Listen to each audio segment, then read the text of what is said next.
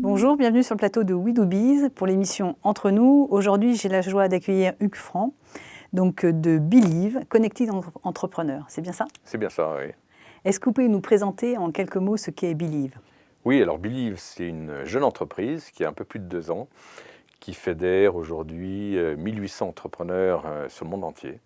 Donc ils sont présents sur près de 100 pays, donc on couvre quasiment le monde entier en fait. Et ces entrepreneurs, effectivement, c'est un réseau d'entraide dans le cadre du développement de leur business sur l'international. Alors comment vous est venue cette idée en fait? Alors, elle m'est venue, en fait, j'ai passé 15 ans dans un réseau d'entrepreneurs bien connu qui s'appelle le Réseau Entreprendre, où j'ai vu des centaines et centaines d'entrepreneurs. Et à un moment, je me suis dit, ces entrepreneurs, quand ils sont dans un cadre sélectif, tel qu'il était dans le Réseau Entreprendre, il y a un très fort sentiment, effectivement, d'entraide, de coup de main, d'altruisme, sur plein d'aspects différents. Et d'autre part, je voyais qu'ils étaient de plus en plus nombreux aussi à envisager le développement sur de nouveaux marchés, notamment sur l'international en fait. Et on voyait que l'international, c'était vraiment une donnée complètement intégrée dans leur esprit et qu'il y avait une carte à jouer là-dessus. Est-ce que ça veut dire que quand vous étiez dans le réseau, vous vous êtes dit il me manque quelque chose, il faut que je fasse autre chose en fait, parce que pourquoi cette transition en fait? Alors, il y avait, au-delà de tout ça, une volonté, effectivement, de me jeter à l'eau, de créer mon entreprise sur un projet qui, pour moi, était porteur de sens, en fait. Donc, ça vient à la fois d'une réalisation, effectivement, pendant 15 ans dans le réseau Entreprendre, qui a été extraordinaire, avec un beau chemin accompli, des contacts magnifiques, toujours en étant dans le positif avec ces entrepreneurs. Et cette volonté, effectivement, de créer quelque chose par moi-même. Alors est-ce que ça veut dire que ce que vous aviez fait avant, vous ne l'avez pas créé par vous-même? Si, alors, c'est vrai que j'ai créé des associations, hein, comme disait effectivement un grand patron, Hugues, écoutez, vous avez créé des associations, même si c'était pour le compte des réseaux Entreprendre, mais en partant à chaque fois de rien. J'ai monté ce réseau Entreprendre sur les Hauts-de-Seine, donc c'était la première structure francilienne du réseau en 97. Donc c'était un petit réseau, le réseau Entreprendre à l'époque, il y avait 6 associations, j'ai créé la 7e, et puis ça a très bien marché. Après j'ai créé celle sur le 93, et j'ai monté enfin celle sur Paris, qui était un formidable succès en fait, hein. Donc il y a vraiment une réalisation de moi-même dans le cadre de ce réseau Entreprendre, mais il manquait quelque chose. Alors en vous entendant, est-ce que ça veut dire que même le démarrage sur le réseau Entreprendre, en fait, c'était une évidence, c'est venu comme ça? Alors c'était le fruit d'une réflexion et d'un effet miroir. J'étais à l'époque consultant chez Capgemini et Bossard. Je faisais des conseils en système d'information et en stratégie. Et je sentais que ça ne me comblait pas. Donc je me suis fait aider en faisant un bilan de compétences. Donc avec un homme extraordinaire, Jean-Paul Légas, qui m'a accompagné pendant plusieurs mois. Et j'ai eu aussi une analyse graphologique avec une femme aussi tout aussi extraordinaire, Véronique de Fontbelle, qui m'a complètement retourné comme une crêpe. Et c'est là où j'ai envisagé des choses qui, pour moi, étaient du domaine de l'interdit, en fait. Et je me suis dit, tu peux entreprendre quelque chose dans le monde professionnel. Alors, c'était quoi ce retournement de crêpe? Ce retournement de crêpe, je dirais que c'est très psychologique, hein. C'était un regard positif posé sur soi-même, et de la part des autres aussi. Un regard aussi qui m'autorisait à envisager quelque chose d'ambitieux.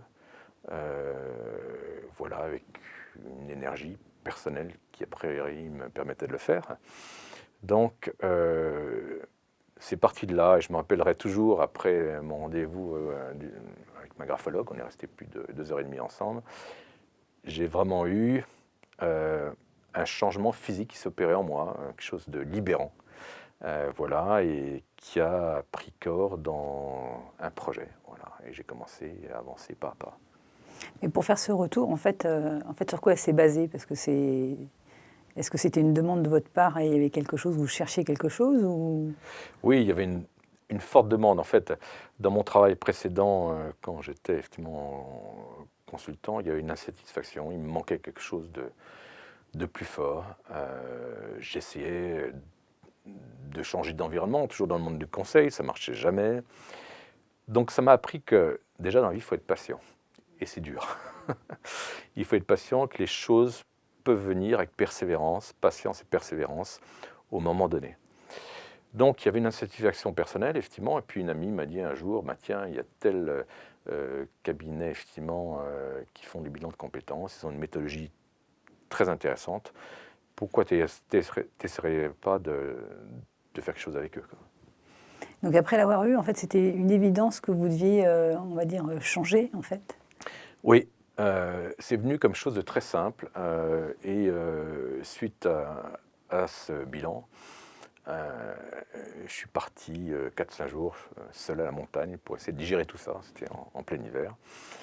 Donc je me suis aéré, j'ai fait du ski. Et puis, un moment, je m'en rappellerai toujours, c'était un lundi matin, en me réveillant, je me suis dit, voilà, mon idée, je l'ai. J'ai envie, dans mon pays, d'aider des cadres d'entreprise, qu'ils souhaitent bien sûr, hein, à entreprendre. Comment faire en sorte, effectivement, qu'il y ait plus ce sentiment et cette force créatrice tournée vers l'entrepreneuriat dans notre pays, en France. Car entreprendre, c'est une réalisation de soi extraordinaire et en même temps, c'est la seule valeur de créer le seul moyen de créer de la valeur et de l'emploi. Et ça, c'était en 96. Donc, je suis parti de cette idée, comment, effectivement, aider des cadres, effectivement, les accompagner dans un projet d'entrepreneuriat. J'étais toujours chez Bossard à l'époque et j'ai rencontré beaucoup de monde pour avoir confirmation de mon projet. Donc beaucoup de contacts. J'ai rencontré Jean Boissonnat qui était directeur de la Banque de France à l'époque, le Conseil d'État, donc beaucoup de gens qui m'ont encouragé dans cette démarche. Donc ça a été un pas de plus pour m'autoriser à faire quelque chose par moi-même sur une idée de départ qui était complètement ambitieuse et qui venait d'une intuition. Donc ça veut dire qu'il y avait une très bonne réceptivité, en fait, à ce que vous souhaitiez, ce dont vous aviez envie? Absolument, il y avait une très bonne réceptivité. J'avais aucun document, rien. Mon idée était claire dans mon esprit, donc je venais avec une histoire à raconter, et puis une volonté, une ambition. C'est parti de là, et puis à un moment, j'ai eu le sentiment, c'était juste avant de partir en vacances en 96, je me suis dit, tu vois, à la fin de l'été, à la fin de tes vacances, ce projet seul, ça va être compliqué. Et donc, j'ai rencontré quelqu'un pendant les vacances, un coup de bol, qui m'a dit, écoutez, cette idée est intéressante, contactez André Mullier de ma part. Alors, Mullier, moi je connaissais, hein, comme beaucoup d'autres personnes, le nom évoquait quelque chose de fort dans le monde entrepreneurial, mais le réseau entreprendre, je n'avais jamais entendu parler. Il y avait à l'époque 5-6 associations, donc c'était embryonnaire. Et au retour de mes vacances, je les ai rencontrés, j'ai vu André Mullier et Marc Saint-Olive, qui était son binôme, et ça a été l'amorce d'une histoire. Qu'est-ce qui vous a en fait incité à poursuivre justement à ce moment-là? Je dirais une intuition, une force qui vous dépasse. C'est ça l'entrepreneuriat, il y a une force qui vous dépasse, même dans les moments de découragement. En même temps, il faut être très attentif au bruit extérieur et à votre voix intérieure, pour savoir peut-être à un moment ou à un autre s'il faut arrêter. Il faut peut-être mieux arrêter et puis persévérer dans une autre voie. Mais là, c'était une intuition, une force qui me dépassait. Et surtout, aide-toi, elle t'aidera, moi j'y crois beaucoup. À toi de te lancer dans la vie, concrètement, de faire un pas, 2 pas, 3 pas, en fait.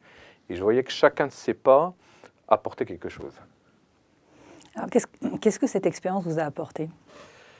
Elle m'a déjà autorisé à me jeter à l'eau, dans un cadre confortable, Bossard Consultant, un très grand cabinet à l'époque, donc un job intéressant, mais un manque, comme je disais. Donc de me jeter à l'eau, et puis tout de suite, je me suis mis rapidement en face de ce monde entrepreneurial,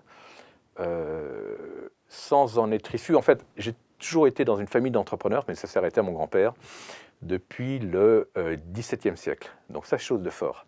Mais mon père, qui est ingénieur, n'était pas dans cet esprit-là. Donc il y a peut-être un atavisme familial qui a sauté une génération.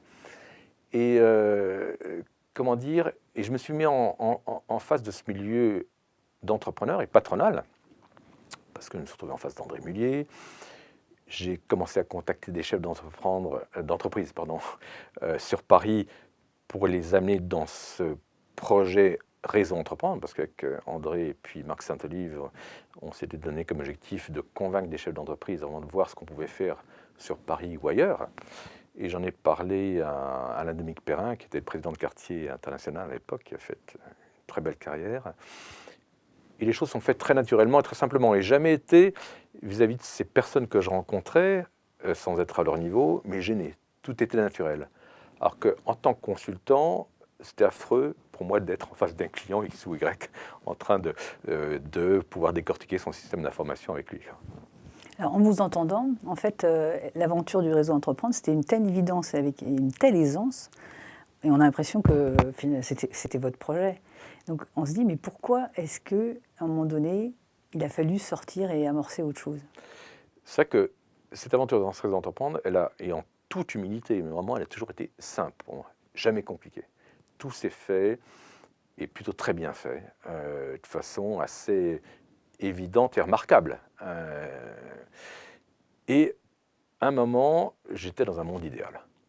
Ce que je disais effectivement au réseau Entreprendre qui faisait un audit, avant que je leur dise quel était mon projet, de partir, je dis écoutez, je suis dans un monde idéal, j'ai une équipe extraordinaire, un conseil d'administration génial, en ayant travaillé main dans la main avec Gonzague de Binière pendant 10 ans. Une très belle réussite, ce réseau Entreprendre Paris, de très beaux lauréats, en étant bien payé, on a toujours cette mise en avant aussi même personnelle, mais pour moi, ce n'était pas l'essentiel, j'avais fait le tour. Et j'ai mûri aussi ce projet Believe, donc je me suis fait accompagner, et à un moment, j'ai décidé de partir et de laisser la place à Cyril Saint-Olive que j'avais embauché, en fait. Mais tout s'est fait très naturellement, avec beaucoup d'aisance pour me jeter dans l'aventure Believe. Alors aujourd'hui, qu'est-ce que ça représente Believe pour vous, justement par rapport à ce cheminement, on va dire, personnel, intérieur? Alors, quand je suis parti du réseau Entreprendre, ça s'est toujours fait, effectivement, de façon évidente. Voilà, c'est une histoire achevée, j'ai une nouvelle histoire à raconter. Donc, je n'ai jamais eu aucun regret, avec une certitude plus qu'absolue, et encore aujourd'hui, d'être vraiment à ma place. Il y a eu, en mettant de l'autre côté de la barrière maintenant, j'ai découvert plein de trucs que je sentais ou que j'écoutais de la part des autres, mais que je ne m'imaginais pas en fait. Et j'ai découvert plein de trucs, et je dirais plus sur moi-même même. Des moments d'angoisse comme je n'ai jamais vécu de ma vie, qui sont l'autre tout entrepreneur. Système de montagne russe, effectivement, qu'on vit à longueur de temps, des ups and downs, et de voir comme l'environnement est extrêmement important, en tout cas pour moi, pour pouvoir vous dire mais c'est possible, tu vas y arriver, l'idée est bonne, etc. etc. Donc on est très sensible aux bruits extérieurs, qu'en fait, l'entrepreneur. Donc voilà, j'ai découvert beaucoup de choses sur moi-même, sur ma personnalité, et en même temps, énormément de bienveillance de la part de beaucoup de personnes qui sont là et qui m'aident autour de moi dans le cadre de ce projet qui est extrêmement ambitieux, extrêmement ambitieux. Quand vous dites j'ai découvert beaucoup de choses sur moi-même, est-ce que ça veut dire que, en fait, c'est ce qui vous pousse à continuer, en fait, dans ce projet? Bien sûr, parce que c'est drôle, parce que je n'ai jamais été aussi heureux de ma vie dans le cadre professionnel, mais vraiment jamais. Vraiment une joie intérieure, et en même temps, jamais eu autant de souffrance. Mais c'est paradoxal.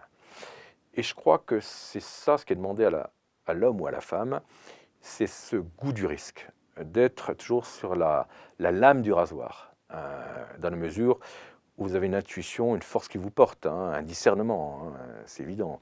Moi, je dis très honnêtement, c'est un moment, je sens que Believe, pour différentes raisons, il faut que ça s'arrête, j'arrêterai, et puis je ferai autre chose. Il y a toujours une solution, mais je suis persuadé que ce projet va réussir. Et même si l'entreprise est encore jeune, il y a encore plein de challenges. Mais ce goût du risque, cette épreuve, on est un peu éprouvé au feu, en fait, de soi-même, elle est incomparable dans le fait, effectivement, de générer des choses positives. Et moi, comme je suis dans un projet qui pour moi a du sens, parce que c'est ce phénomène effectivement de soutien entre ces entrepreneurs qui marche plutôt très bien. On sera plus de 2000 à la fin de l'année, 10 000 à la fin de l'année prochaine, donc des objectifs très forts. Il prend tout son sens. Est-ce que ça veut dire que ça génère autant, on va dire, de choses positives à l'extérieur par rapport à la capacité à mettre en relation des entrepreneurs, on va dire que de choses positives pour vous-même? Oui, alors, ce qui m'apprend beaucoup sur moi aussi, mais ça c'est depuis très longtemps, c'est d'être beaucoup plus indulgent sur moi-même. J'ai toujours un regard assez négatif sur moi, alors que je suis très positif pour les autres. C'est tout le paradoxe de ma vie, depuis toujours. Voilà, bon, il faut que les choses changent, et bon, ça c'est du domaine de la psychologie aussi, qu'en fait. Donc, c'est vrai qu'on me dit, mais regarde le verre à moitié plein, qu'en fait. Alors, c'est ce que je dis à longueur de temps à tout le monde, en ayant poussé plein d'entrepreneurs à agir. Et je vois que, pour moi, il y a un énorme paradoxe de ce côté-là, qu'en fait. Donc, je veux dire, son pire ennemi, c'est soi-même. Et moi, en parlant de moi-même, je dis, mon pire ennemi, c'est moi-même, absolument. Parce que j'ai toujours un regard bienveillant, positif de la part des autres, qui sont là pour m'aider, pour me passer plein de trucs, en fait. Donc, ça, c'est dans le cadre d'un changement sur soi. Est-ce que, justement, il y a des appuis ou des aides qui viennent de l'extérieur qui peuvent vous aider à avancer de ce point de vue-là? Alors, très concrètement, déjà, j'ai mis en place un comité de pilotage avec 7 chefs d'entreprise que je connaissais bien, que je réunis tous les mois et demi, et qui m'apportent un effet miroir sur l'avancement de Believe, et en étant totalement intransigeant. Bienveillant, mais intransigeant. Donc ce comité qui est vraiment fait de fidèles, et je vois que je suis porté par des personnes qui m'aiment bien, je dis franchement, moi je les aime beaucoup aussi, et qui sentent qu'il y a quelque chose à faire, en fait. Donc ça m'aide énormément dans le cas de la progression, en fait. J'ai même des investisseurs qui m'ont fait confiance, que je réunis régulièrement aussi, qui m'apportent effectivement cet effet d'entraînement, et puis beaucoup de personnes autour qui sentent qu'il y a quelque chose qui se passe. Et qui sont toujours là pour m'aider, en fait. Et je partage aussi avec mon associé qui est à New York, donc beaucoup de choses aussi qui sont très positives. Alors, vous avez parlé de on va dire, de la réalité que vous aviez du mal à, on va dire, à concevoir ou à appréhender quand vous étiez dans le réseau, et que là que vous découvrez, on va dire, dans votre corps. Je vais dire ça comme ça.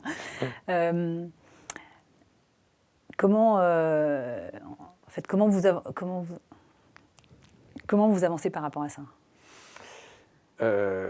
Déjà, chaque jour, c'est vraiment une nouvelle étape. Il faut avoir un cap, une vision. C'est le cas pour Believe. Et jusqu'à présent, le cap a toujours été le même, avec des objectifs qui peuvent changer. Et pour atteindre ce cap, c'est toujours des chemins de traverse. Voilà. Et en même temps, ces chemins de traverse, c'est toujours autant d'opportunités pour atteindre ce cap. C'est comme ça que je vois les choses.